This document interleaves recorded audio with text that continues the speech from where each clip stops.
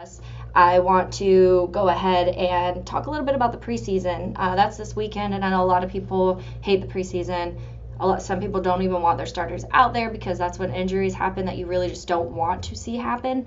But the preseason's important. That's when you get these depth pieces. That's when these young guys really, you really get to see what you have out of some of these young guys. And I think the Bears are counting on several rookies or year two guys to be big parts of the offense and the defense. So it is important for the Bears. It is important to see what this could potentially look like. So a couple things. I know one of the big things out of camp has been the Nate Davis thing. Nate Davis has pretty much, I don't think, worn pads at all. He's practiced on light days, but he hasn't put on pads. He hasn't been out there, and that deeper form of the contact. So a lot of people are worried about that. It's really interesting to me. So I personally reached out to someone I know that covers the Titans and asked, if it was a known thing, if Nate Davis kind of doesn't really like to practice, because those are some rumors that were coming out into the world. And so there was that going on. There was some rumors that maybe last season with the preseason, and he didn't like preseason and he doesn't like practice and all of these things. So I reached out to this Titans guy and I kind of asked him if there's any word on that, if that was a thing in Tennessee. And he responded quickly, very short responses, but you could take this how you want to take it.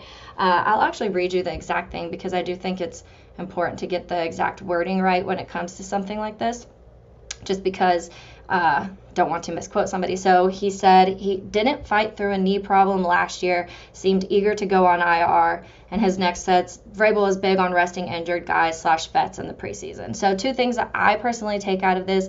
Number one, he maybe didn't have a whole lot of fight in him last season, and whether that carries on to this season, I'm not sure. The Titans lost 6 games to end the season last year, and everything kind of looked like a hot mess. They were about to lose the division to the Jags, it looked like. Granted, it came down to that last game, so I guess you could say he gave up on a team who still had a chance to make the postseason. And is that ideal? No.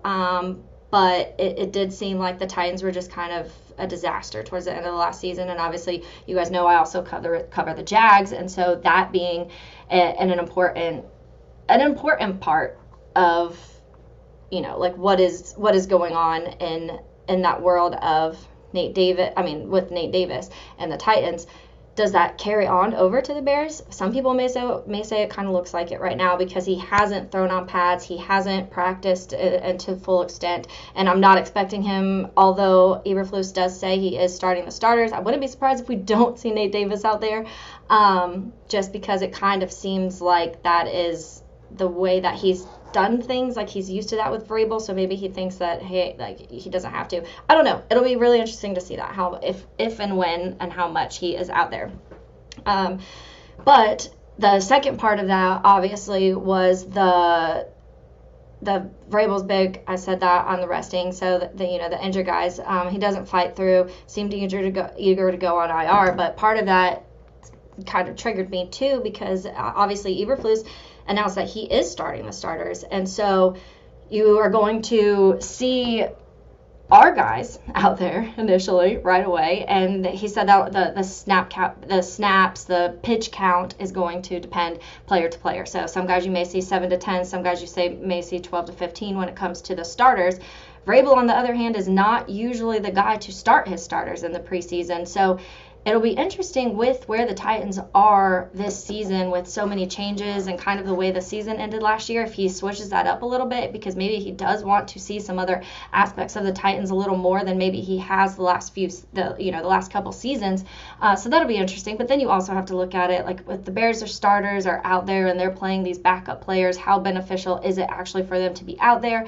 Young guys, it is important, and that's what the preseason to me is about, is a lot of times you're seeing the depth pieces, you're seeing these young guys, and I think that there's a lot of important pieces to that we could be looking forward to.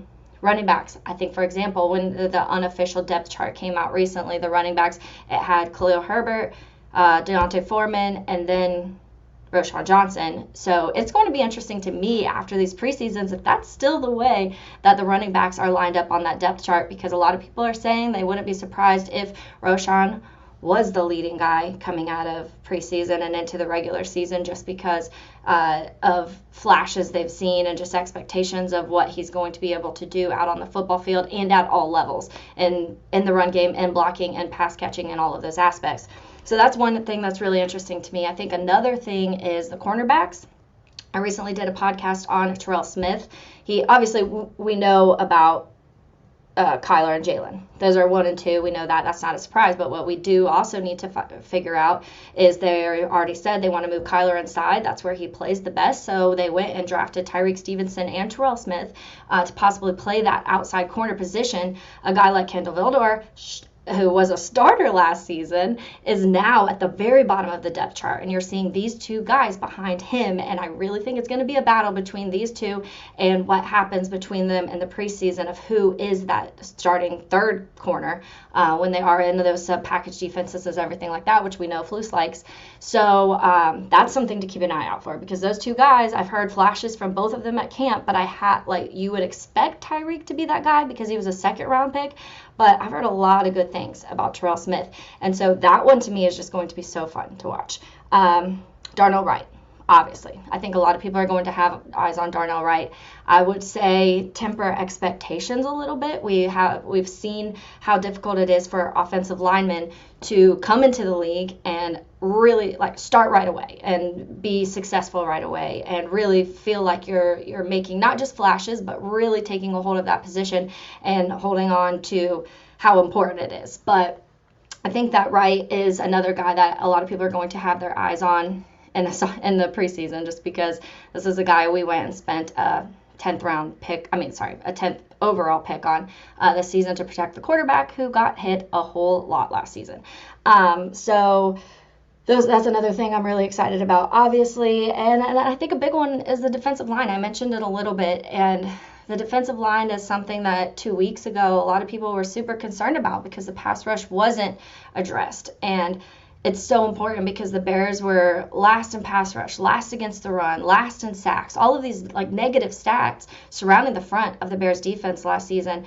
And with a secondary that you really feel like can be one of the better and one of the top in the league, you want that front to be able to hold it down.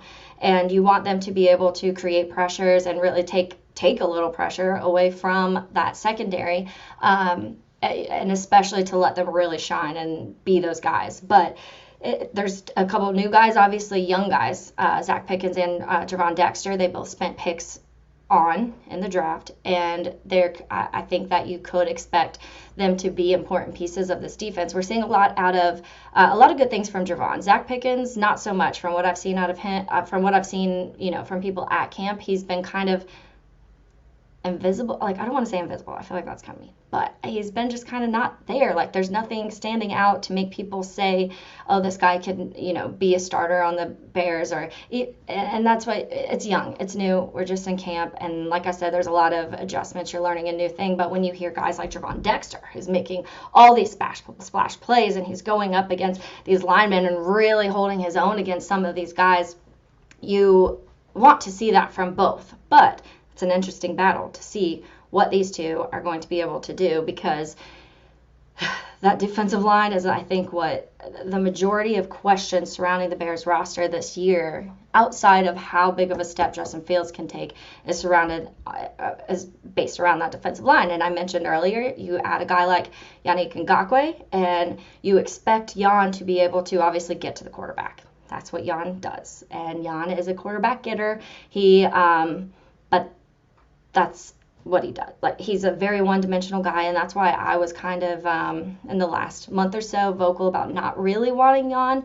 I think that against the run, he's awful. Personally, covering him here in Jacksonville, there was a lot of drama surrounding Yannick Ngakoue. He was very selfish during the time that he was here. He was not the best teammate to guys. Once he decided that he was over it, he was over it. He was arguing with the owner's son on Twitter. He was arguing with other, fans on Twitter. And that's just not the toxic that I want in Chicago. I feel like we're cleaning house, and it would be really nice to not have those negative as negative personalities anymore. And but I do trust Ryan Poles, and I think that Ryan Poles definitely has the ability to pick guys who can be good people. And we've seen that last year when the Roquan stuff went down. Poles wasn't about it. Poles was not going to deal with Roquan stuff. And then we saw it again, him not picking Jalen Carter, which I think a lot of people still maybe are like, oh, like we made a mistake with that. But Poles is a character person, and that's just what it is. So I think that it's going to come down to that, though. At the end of the day, is how much pressure is he actually creating? How much is Jan going to take off of these other guys? It's a 1-year contract. I did like the contract, at least. That 1-year deal was ideal for me, and the situation, $10 million 1 year, is what if we were getting Jan, that's what I would have preferred to have. So it works for me in that aspect, but I do think that when you're looking at that, he also forces a lot of fumbles. He's that guy who will get the ball out to and create turnovers, which you want when you are facing, especially some of these quarterbacks that we're going to be facing this year. And when you have a guy who is able to do that, it's great. But I think that we also have to look at it from the outside and just take a little look at what Jan is able to do and take it with a little bit of a grain of salt, because there are other people on this line that are going to have to step up and play big roles this season.